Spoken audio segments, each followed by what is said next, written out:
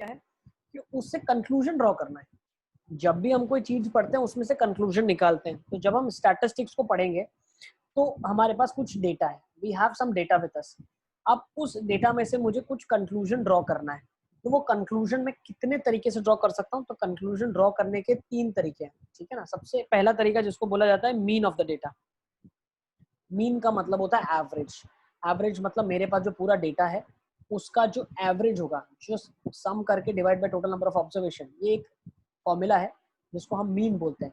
इससे निकलता क्या है? पूरे डेटा का एवरेज निकलता है। दूसरा जो फॉर्मूला, जो दूसरा चीज है वो है मीडियन। तो ये सेंट्रल टेंडेंसी का मतलब क्या है? आप ढूंढते हो कि सबसे मिडिल मोस्ट चीज कौन सी है। तो मेरे पास पूरा डेटा अवेलेबल है, इसमें सबसे बीच की चीज कहाँ पे अवेलेबल है, हम उस पे वर्कआउट करने की कोशिश करते हैं। तीसरा जो डेटा होता है वो होता है मोड। मोड ये बताता है कि कौन सी चीज सबसे ज्यादा बार रिपीट की गई है, मतलब कौन सी चीज को सबसे ज्यादा बार लिया गया है, ठीक है ना। तो मीन का मतलब है एवरेज, मोड का मतलब है most, middle most term, and median का मतलब है मिडिल मोस्ट टर्म, और मोड का मतलब है the data which is repeating more number of times, ठीक है ना। अब हम चलते हैं, तो मीन निकालने के तरीके कितने हैं। तो सबसे पहले मीन अगर हम निकालना चाहते हैं तो मीन निकालने के लिए सबसे पहले हमारे पास या तो अनग्रुप्ड डेटा होगा या तो ग्रुप्ड डेटा होगा, ठीक है ना।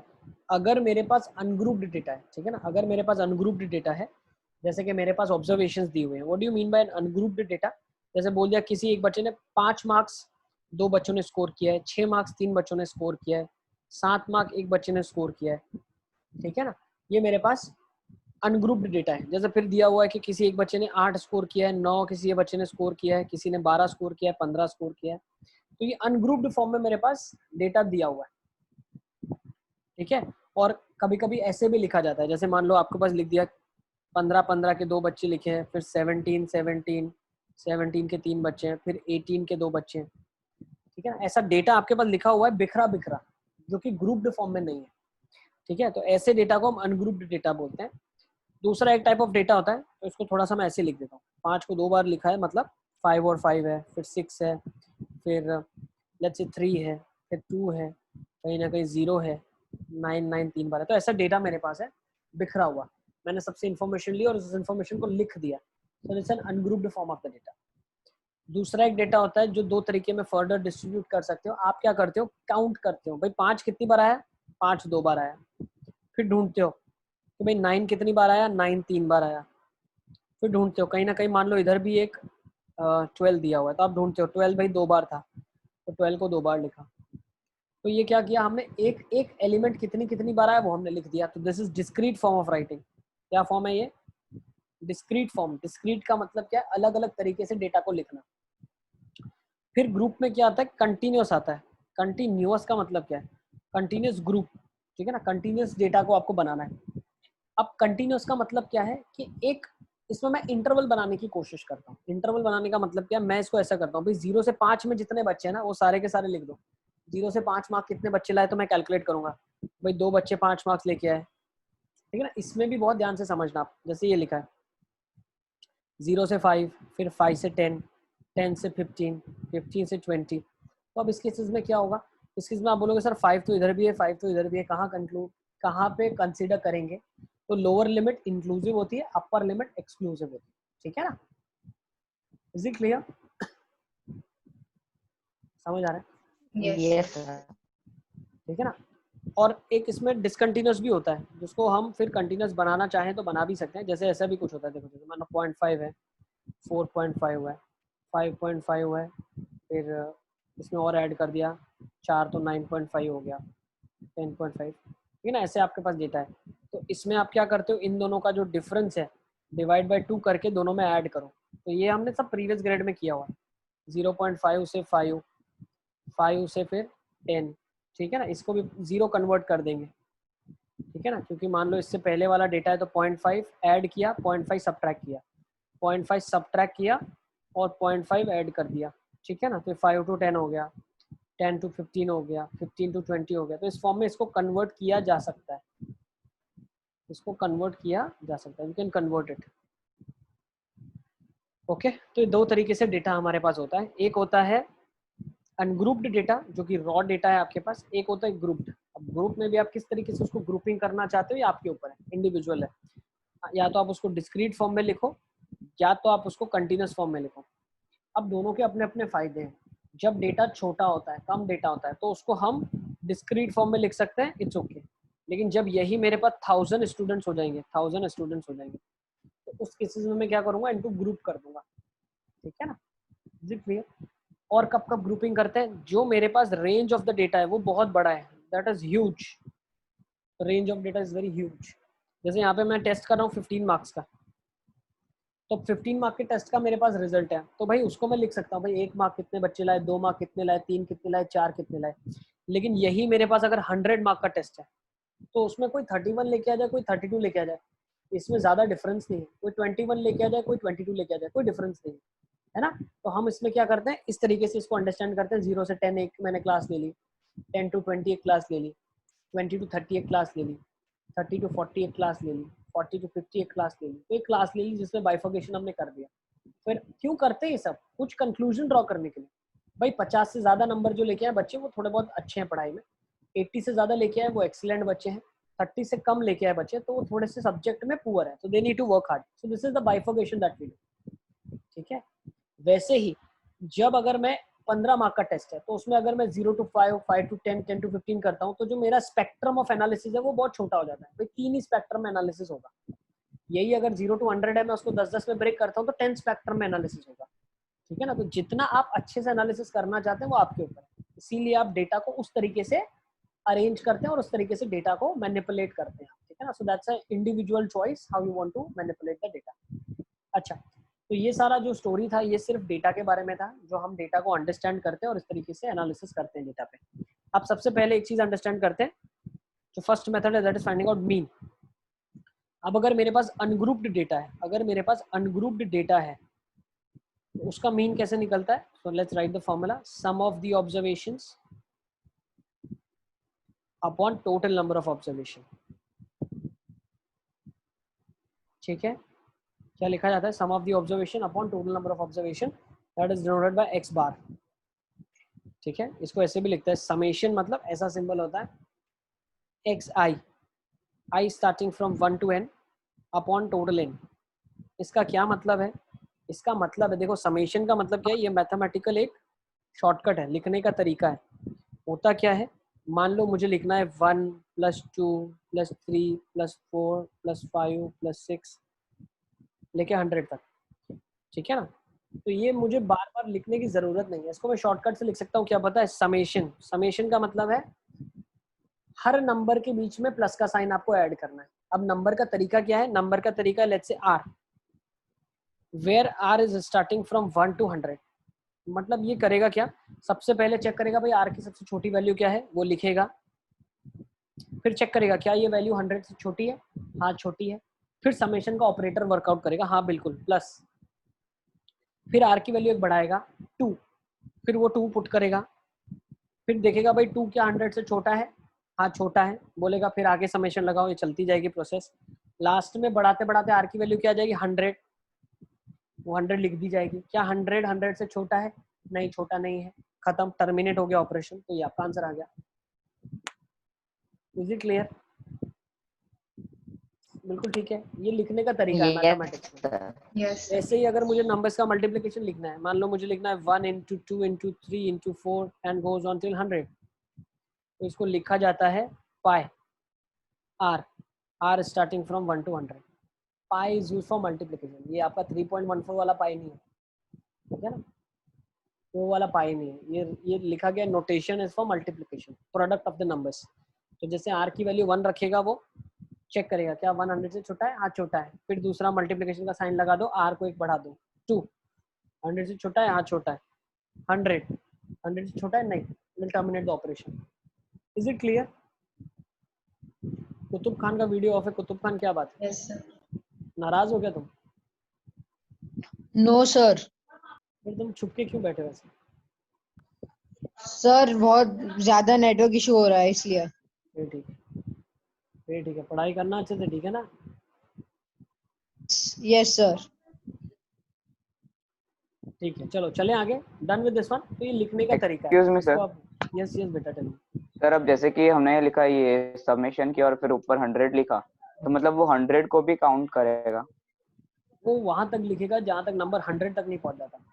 ये बताता है लोअर लिमिट, मतलब कम से कम नंबर। ये बताता है अपर लिमिट, बड़े से बड़ा नंबर। ओके। ठीक है ना। तो 100 के आगे नहीं जाएगा, 1 से पहले नहीं लिखेगा। अगर कहीं ऐसा लिखा है summation r is equal to 5 से लेके 15 तक 2r², इसका मतलब क्या है, r की वैल्यू 5 रखेगा तो 2 इंटू 5², फिर प्लस करेगा 6 रखेगा 2 इंटू 6², फिर करेगा 2 इंटू 7², कब तक 2 इंटू 15²। Is it clear? ठीक है, यस सर। इसको नोट कर लो आप।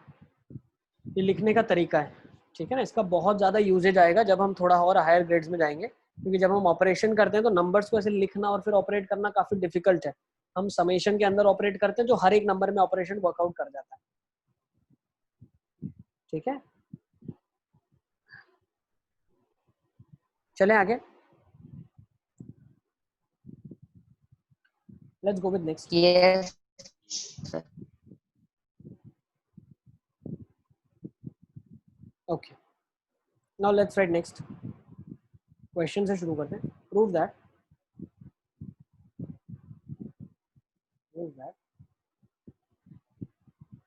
summation of I is equals to 1 से n xi minus x bar is equal to 0. In bracket लिख लो, what do I mean by this? Algebraic sum of deviation from mean is 0.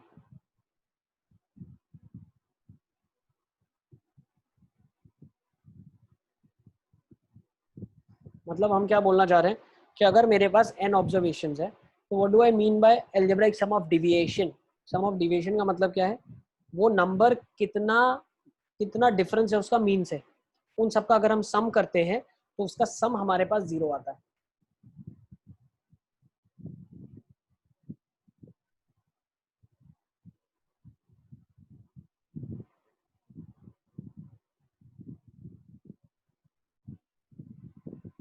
Example की तरह से पहले एक देख लेते हैं, ठीक है ना, तो आपको ज़्यादा क्रिस्टल क्लियर हो जाए मैं क्या बोलना चाह रहा हूँ। जैसे एक नंबर है मेरे पास 2 3 5 एंड लेट्स से 6, ठीक है ना, 4 ही नंबर ले लेगा, ठीक है ना। अब ये 4 नंबर है मेरे पास, इनका मीन क्या हो जाएगा, 4 हो जाएगा। देखो 5 + 3 8 2 10 6 16 16/4, सो मीन इज 4। ठीक है, अब बोल क्या रहा है, algebraic sum of deviation from mean. तो डिविएशन ऑफ मीन क्या होता है, नंबर माइनस मीन। तो 2 - 4 कितना हो गया, -2। फिर 3 - 4 कितना हो गया, -1। फिर 5 - 4 कितना हो गया, 1। फिर 6 - 4 कितना हो गया, 2।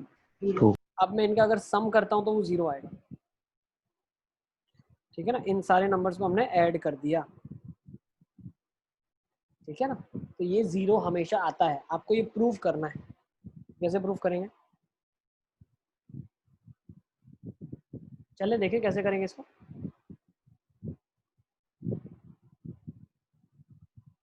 देखो, सो लेट्स स्टार्ट। हमें प्रूव क्या करना है, summation of xi minus x bar I starting from 1 to n is equal to 0। हमें ये प्रूव करना है, ठीक है ना। Let's start. So if I take LHS, what do I mean by this, summation I is equal to 1 से लेके n तक xi minus x bar। तो मैंने अभी आपको बताया i की वैल्यू पहले सबसे छोटी 1 डालोगे, चेक करोगे वो n से छोटा है, फिर बढ़ाते जाओगे, ठीक है ना। तो पहला टर्म क्या लिखा गया, x1 minus x bar, फिर प्लस का sign, x2 minus x bar goes on till xn minus x bar। Is it clear, सबको ठीक है, क्लियर है ये? Yes, sir. Yes, sir. अब मैं क्या करता हूँ, सारे x1 x2 x3 xn को एक साथ ले लेता हूँ। तो क्या हो जाएगा, ये x1 + x2 + xn minus n times, क्यों, x बार कितनी बार आएगा, n बार आएगा ना। पहले टर्म से लेके nth टर्म तक x बार आ रहा है, बार बार हर एक के अंदर। देखो 1 time 2 times, so n times x bar will come, so can I say this is minus nx bar? Now what else I know that x1 + x2 + x3 and goes on till xn, sum of n observation divide by n, ये x बार के बराबर होता है, तो मैं बोल सकता हूँ x1 plus x2 plus xn जो है वो nx बार के बराबर होगा। तो अब इस एक्सप्रेशन में अगर मैं इसकी वैल्यू सब्स्टिट्यूट कर दूं, क्या वैल्यू है nx बार, तो आंसर क्या आ जाएगा nx बार माइनस nx बार, तो 0 हो जाएगा। प्रूव, वेरी इजी, लिख लो इसको। तो ये क्वेश्चन का एक्चुअली प्रूफ हम एक्सपेक्ट नहीं कर रहे हैं, what we are expecting is ये एक एमसीक्यू क्वेश्चन में आ सकता है 1 मार्क के लिए, ठीक है ना। आपको बोल दिया जाएगा सम ऑफ, यस बेटा, सर ये x1 plus x2 plus xn minus nx बार के बाद से वापस इसकी वैल्यू हमने निकाली। सम ऑफ ऑब्जर्वेशन क्या होता है, that is n times mean. Sum of observations is n times mean. Mean का फॉर्मूला लिखा, sum of the observation divide by n is nothing but x bar. What is sum of the observations, n times mean, तो वो हमने replace कर दिया n times mean minus the n times mean is c, ठीक है। लिख लो इसको, तो फिर हम आगे चलते हैं।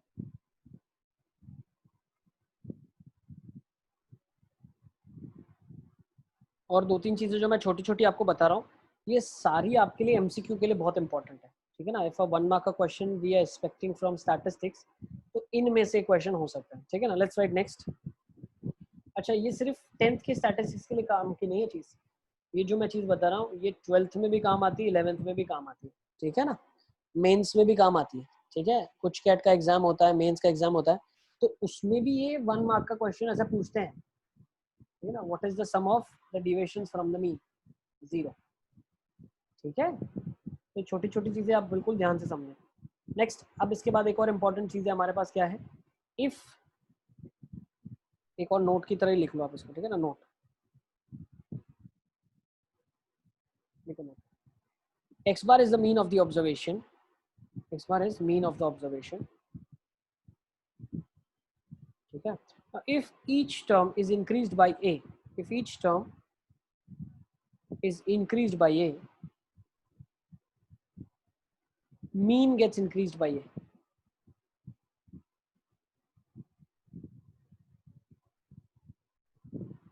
अगर मैं हर एक टर्म को a से बढ़ाता हूं तो मेरा नेट मीन जो है वो भी a से बढ़ जाएगा। Let's try to understand that, how am I saying that. तो मेरे पास ओरिजिनल ऑब्जर्वेशंस थी x1 x2 से लेके xn तक, मीन का फॉर्मूला था x1 plus x2 plus xn by n।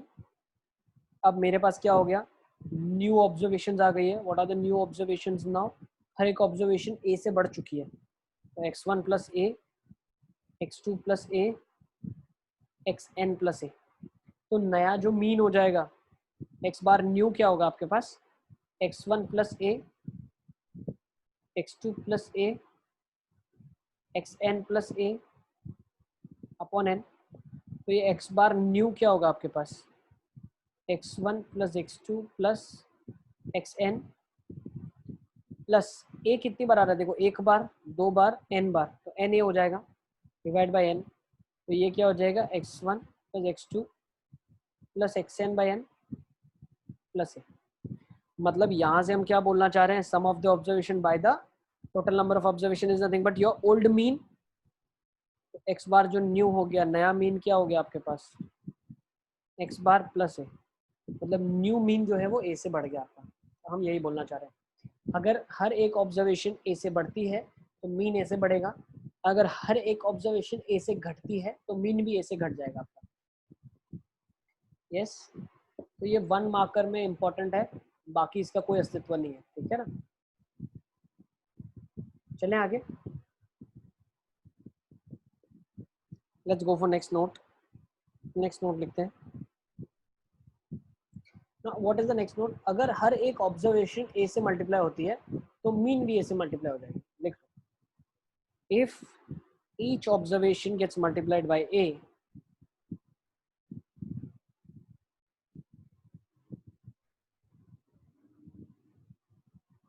Mean gets multiplied by a।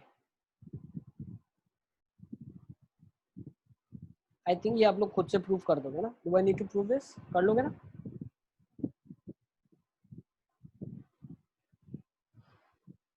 ठीक है, यस सर। ओके चलो नेक्स्ट। अब आ जाते हैं जो सबसे इम्पोर्टेंट है, यहाँ से हमारा असली चैप्टर शुरू होता है। ये 9th में भी था जो ये मैंने चीज़ आपको बताई है। अब जो हम 10th में पढ़ने वाले हैं सबसे इम्पोर्टेंट चीज़ है, इसमें से हम एक्सपेक्ट कर रहे हैं कि बोर्ड एग्जामिनेशन में डायरेक्ट क्वेश्चन आ जाएगा, ठीक है ना। और फ्री के 3 या 4 मार्क अगर क्वेश्चन आता है तो फ्री के 3-4 मार्क्स हैं। इसमें आपको कुछ भी नहीं करना है, सिर्फ मल्टीप्लिकेशन एडिशन करना है और कुछ नहीं करना है, ठीक है ना। तो सबसे पहले हम स्टडी करेंगे मीन को निकालने के कितने मेथड्स हैं when the data is grouped. अगर ग्रुप डेटा मेरे पास अवेलेबल है तो मैं मीन कैसे निकालता हूँ। तो सबसे पहला मेथड है डायरेक्ट मीन मेथड। कौन सा मेथड है? Direct mean method. अब डायरेक्ट मीन मेथड में आप क्या करते हो, आपके पास कुछ इस तरीके से डेटा दिया हुआ है। एक डेटा मैं ले लेता हूँ, xi fi, ठीक है ना। xi का मतलब क्या है? दीज आर वेरिएबल्स, वेरिएबल्स है 2 3 4 5 और ये उनकी फ्रीक्वेंसीज है, ठीक है। सो फॉर एग्जांपल अगर मेरे पास एक क्वेश्चन दिया हुआ है एग्जामिनेशन में, marks of students, marks scored by students out of 15, तो मान लेते हैं आउट ऑफ 5 ले लेते हैं, चलो ठीक है ना, थोड़ा बहुत काम हमारा कम हो गया। आउट ऑफ 5 में से बच्चों ने क्या क्या मार्क्स स्कोर किया हमारे पास वो दिया हुआ है। So now the data that has been there is with you is discrete form of the data. Group में डिस्क्रीट डेटा है, ठीक है ना। तो मान लो 0 मार्क्स स्कोर करने वाले बच्चे, 1 मार्क, 2 मार्क, 3 मार्क, 4 मार्क्स और 5 मार्क्स स्कोर करने वाले बच्चे। अब मान लेते हैं 0 स्कोर करने वाले 3 है, 2 है, 5 है, 4 है, 3 है और 5 है, ठीक है ना। तो पहले हम क्या करेंगे, अब इसका अगर मुझे मीन निकालना है तो मीन इसका कैसे निकलता है, मीन का फॉर्मूला लिख लो, summation of fi xi upon summation of fi। मतलब फ्रीक्वेंसीज और वेरिएबल को मल्टीप्लाई करोगे, उनका सम करोगे, डिवाइड बाय टोटल फ्रीक्वेंसीज। तो अगर मैं fi xi करता हूँ पहले के लिए तो 3 इंटू 0 क्या आएगा 0, फिर क्या आएगा 1 इंटू 2 2, फिर क्या आएगा 2 इंटू 5 10, 4 इंटू 3 12, 4 इंटू 3 12, 5 इंटू 5 25। अच्छा किसी को डाउट है कि ये फॉर्मूला आया कैसे?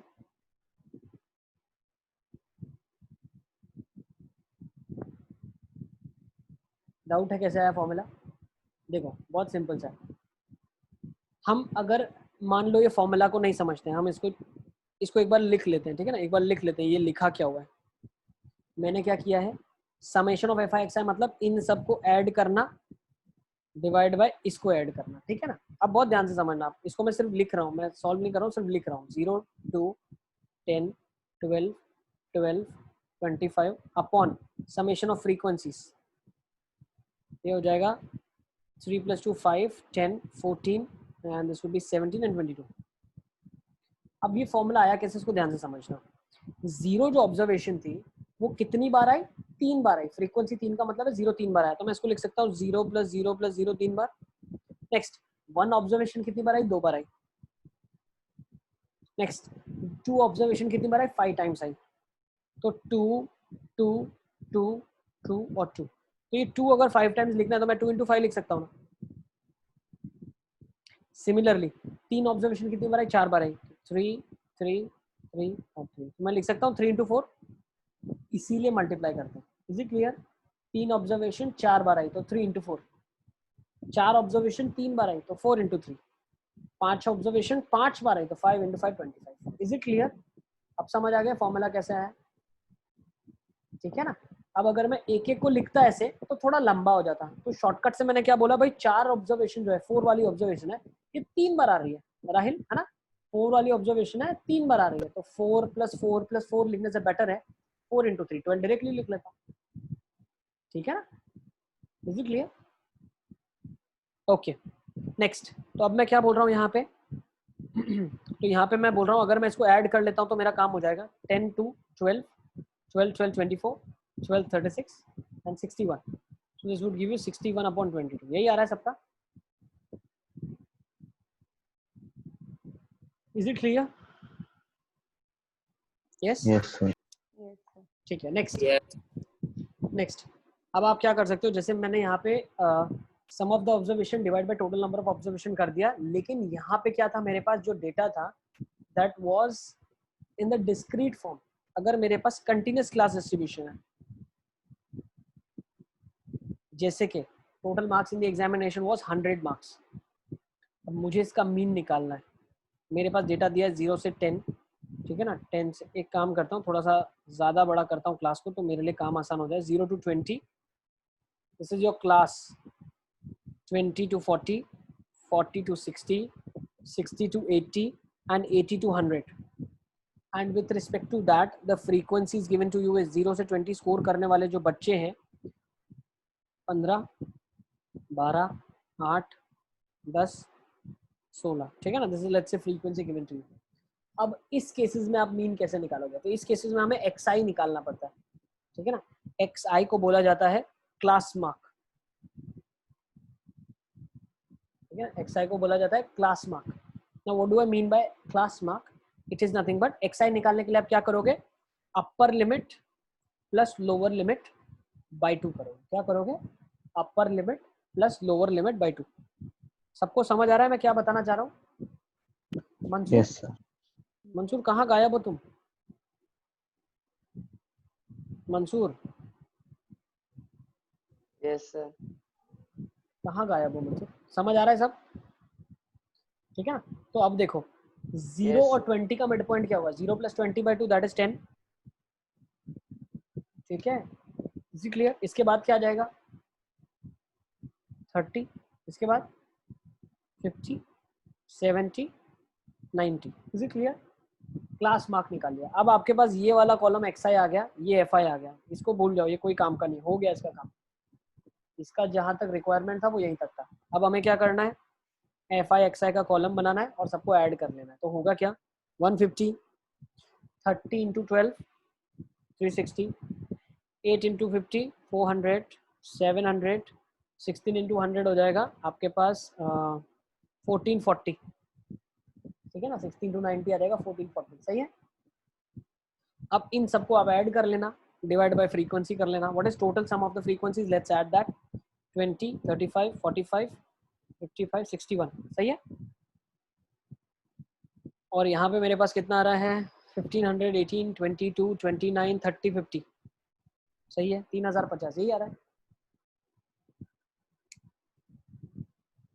सब एक बार सॉल्व करके बताओ मेरे को, यही आ रहा है आप लोगों का भी?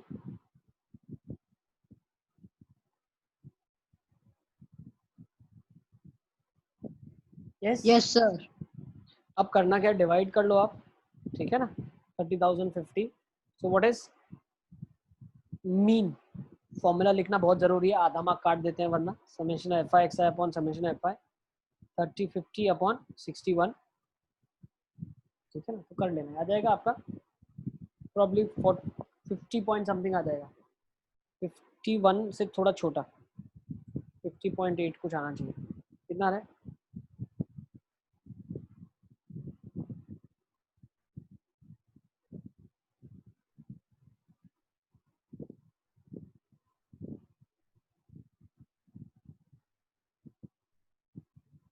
कर लोगे ना? 60, 51 ही बैठेगा, एग्जैक्ट ही बैठ रहा है ना, ठीक है। Is it clear? तो ये मीन निकालने का जो मेथड है, ये डायरेक्ट मीन मेथड बोला जाता है इसको, ठीक है ना। अब इसके बाद जो मेथड है वो सारे के सारे मेथड क्या है, इसको थोड़ा सा कैलकुलेशन को कम कर देंगे। क्यों? क्योंकि जब हम थोड़ा सा देखें यहाँ पे ये जो टर्म्स हैं, ये थोड़ी बड़ी बड़ी टर्म्स आ गई। अब डेटा में अगर मान लो जो मेरे पास नंबर ऑफ स्टूडेंट्स हैं वो मान लो बढ़ जाते हैं, या मेरे 50 पास आएगा 50। कितना 51 आना चाहिए ना बेटा, 50 पे तो कितना बनेगा, 50 आएगा, 50 आ रहा है, हाँ बिल्कुल 50 आ रहा है, एग्जैक्टली 50 आ रहा है, यस, ठीक है। अब मान लो अगर मेरे पास जो क्लासेस दी हुई है, मान लो इसकी जगह पे पॉपुलेशन होता या कुछ ऐसा डेटा होता जो कि बहुत बड़े नंबर्स में बात हो रही है, ठीक है ना, 1000, 1200, 1500 इसकी बात हो रही है। तो ऐसे डेटा को सॉल्व करने के लिए हम क्या करते हैं, कुछ एजम्पशन करते हैं ताकि कैलकुलेशन कम हो जाए। नहीं तो हर मीन का क्वेश्चन आप इस मेथड से कर सकते हो, कभी गलत आंसर नहीं आएगा। आगे की जो मेथड्स हम पढ़ेंगे, अभी जो पढ़ रहे हैं वो डायरेक्ट मीन मेथड है, उसके बाद एज्यूम्ड मीन मेथड आएगा, फिर स्टेप डिविएशन मेथड आएगा, इसमें होगा क्या, सिर्फ हम शॉर्टकट का इस्तेमाल करेंगे, कैलकुलेशन कम कर देंगे। Is it clear? तो वो मेथड से हम नेक्स्ट टाइम डिस्कस करेंगे, that will be tomorrow. Will be discussing step deviation method as well as assumed mean method, और फिर हम सेशन को आगे कंटिन्यू करेंगे। ठीक है, किसी को यहाँ तक कोई डाउट है? No, sir. ठीक है ना, तो मैं आज एप्लीकेशंस ऑफ ट्रिगो का आपके लिए मॉड्यूल का